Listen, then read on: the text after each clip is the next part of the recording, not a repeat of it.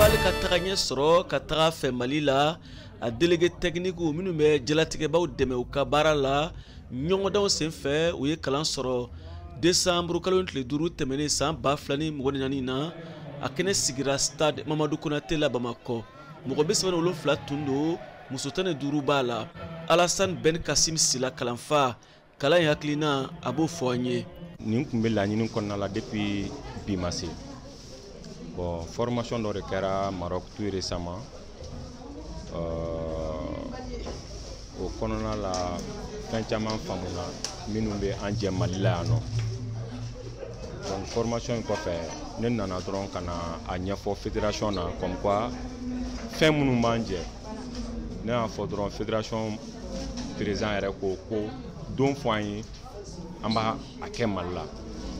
Donc tiɲɛ yɛrɛ la o ye ne diya fɔlɔ parce que président ma problème foyi don a la ko k'a bɛ bɛn joli ma. Donc fɛn caman kalanna kɔnɔna la an kun mago de waleya bi. Relecture de la loi an ye ko in tɛ taa loi hakɛya minnu kɔ on a 18 lois mais an y'an gɛlɛya minnu yɛrɛ b'an sɛgɛn an y'olu ta 18 lois in kɔnɔna la k'o la baara. O kɔfɛ baara degun fanba kun bɛ déléguéw kan an ye déléguéw ka baara f'u ɲɛna bi ka feuille de match kura d'u ma bi ka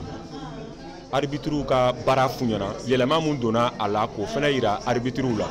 Mali Handball Fédération ɲɛma commissaire colonel Cheikh Mamadou Chérif Tunkara bɛ perepérelatigɛ di an ma. Nin bɛna kɛ sababu ye mankan misɛnnin minnu bɛ kɛ kuma dɔw la arbitre ka kow la dɔ bɛ b'o la parce que bɛɛ b'a faamu sisan ko nin ye règlement ye wa règle kɔrɔw don donc a bɛ kɛ sababu ye bɛɛ bɛ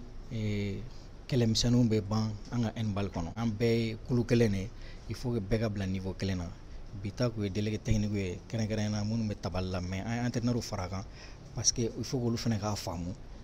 règle ye mun ye n'o kɛra hali n'a fɔra ko nin tɛ nin o b'a faamu. Ibrahima Mamadou Maïga ka bɔ Tombouctou kalandenw tɔgɔ la a kumana. Fɛn caman an kun t'a dɔn mais an y'olu bɛɛ kɔrɔsi an y'olu faamu donc a bɛ an nafa kosɛbɛ parce que n'an fana taara an bɛ taa ka taa fɔ fɛn caman kalan surtout l'arbitrage les lois les techniques par exemple les cartons les temps de jeu l'espace de jeu la dimension même du terrain parce que tout ça là ça posait problème avant donc maintenant tout ça là c'est compris. Kalandenw bɔra Mali kɔnɔ ani Bamakɔ VOA Bamara tɔgɔ la Bamakɔ Siaka Traoré ka laseli don.